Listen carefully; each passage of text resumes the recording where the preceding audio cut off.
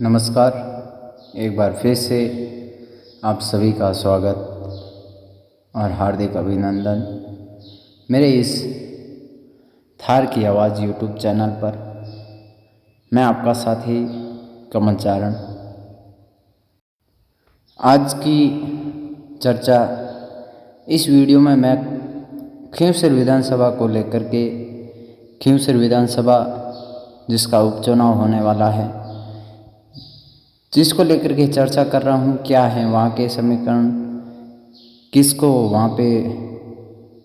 इस बार समर्थन मिल सकता है, खींवसर की जनता का आशीर्वाद किसके ऊपर रह सकता है, ऐसी तमाम चीज़ें, कौन कौन उम्मीदवार हैं, किसने खींवसर के समीकरण हमेशा बिगाड़ने और सुधारने में उनकी भूमिका रही है, उस चीज़ को लेकर के चर्चा करने वाला हूँ आज। सबसे इम्पोर्टेंट मैं बात करूँगा दुर्ग सिंह खींवसर, जो खींवसर की राजनीति में पिछले 15 से 20 साल से कंटिन्यू मेहनत कर रहे हैं। दुर्ग सिंह खींवसर जो 2 बार बहुजन समाज पार्टी से, बसपा से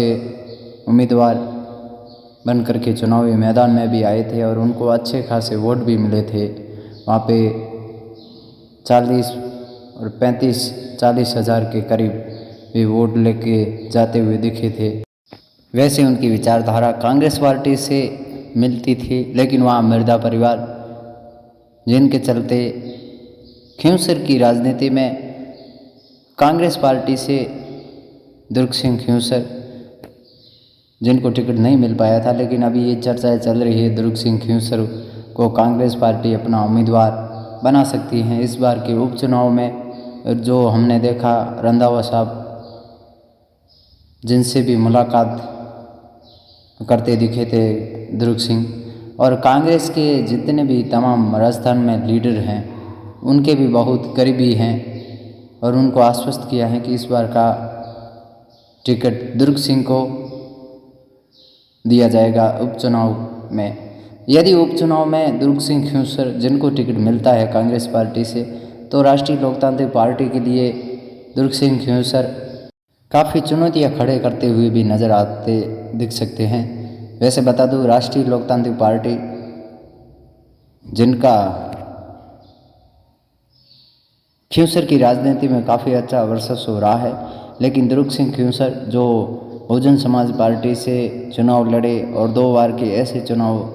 जिसमें दुर्ग सिंह खींवसर अच्छे खासे वोट लेके गए, जहां भारतीय जनता पार्टी और नेशनल कांग्रेस पार्टी के उम्मीदवार को जमानत जब्त होने से बचना पड़ा, तो वहीं दुर्ग सिंह खींवसर जिनको अच्छा खासा वोट यानी दूसरे नंबर तक 2 बार के ऐसे चुनाव देखे हमने जहां पे अच्छा वोट परसेंटेज उनके साथ भी शिफ्ट होता हुआ दिखा था। तो इस बार के चुनाव में यदि दुर्ग सिंह खींवसर को कांग्रेस पार्टी अपना उम्मीदवार बनाती है, कुछ परिस्थितियां ऐसी बनेगी जहां हनुमान बेनीवाल को खींवसर का चुनाव जीतना बड़ा मुश्किल होता हुआ नज़र आ सकता है, जहां भारतीय जनता पार्टी एक बार फिर से रेवतराम डांगा जिनको उम्मीदवार बनाएगी, तो यहाँ से हनुमान बेनीवाल और राष्ट्रीय लोकतांत्रिक पार्टी जिनको बड़ी चुनौती दुर्ग सिंह खींवसर के रूप में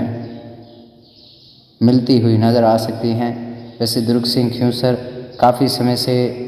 कांग्रेस पार्टी के जितने भी तमाम बड़े लीडर हैं उनके साथ वार्ताओं के दौर में भी गुजर रहे हैं। स्थितियाँ स्पष्ट होती हैं, लेकिन दुर्ग सिंह खींवसर जो पिछले चुनाव लड़े हैं और जो उनको वोट परसेंटेज मिला है, यदि कांग्रेस पार्टी के साथ भी कांग्रेस पार्टी के शिविर से चुनाव लड़ते हैं, तो दुर्ग सिंह खींवसर के लिए खींवसर की राजनीति में एक नया चांद उदय होता हुआ भी नज़र आ सकता है और राष्ट्रीय लोकतांत्रिक पार्टी जिसका काफ़ी समय से दबदबा भी है, उसको भी समाप्त करते हुए नज़र आ सकते हैं, क्योंकि यहाँ राजपूत कम्युनिटी के 30 से 35 हज़ार के करीब वोट है, जो दुर्ग सिंह खींवसर के लिए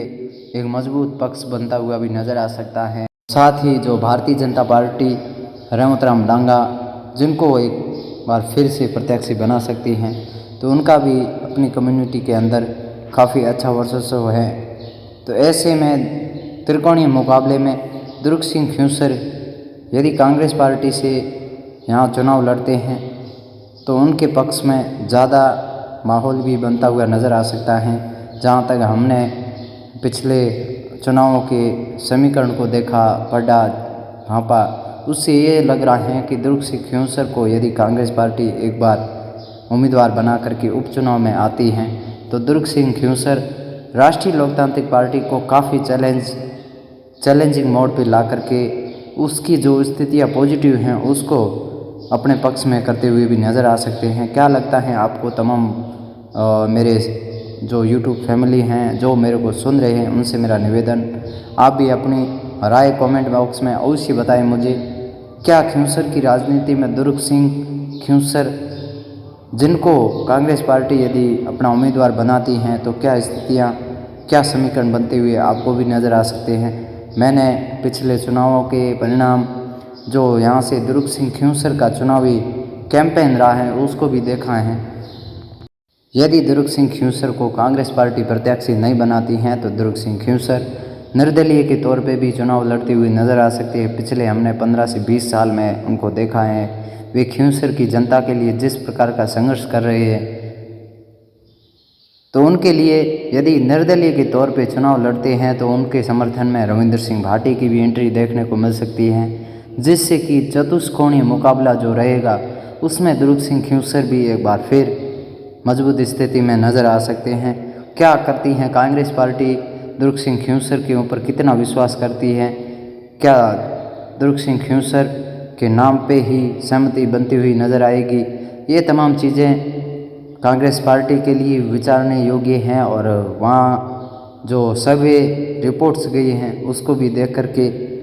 अवश्य कांग्रेस पार्टी इस बार के चुनाव में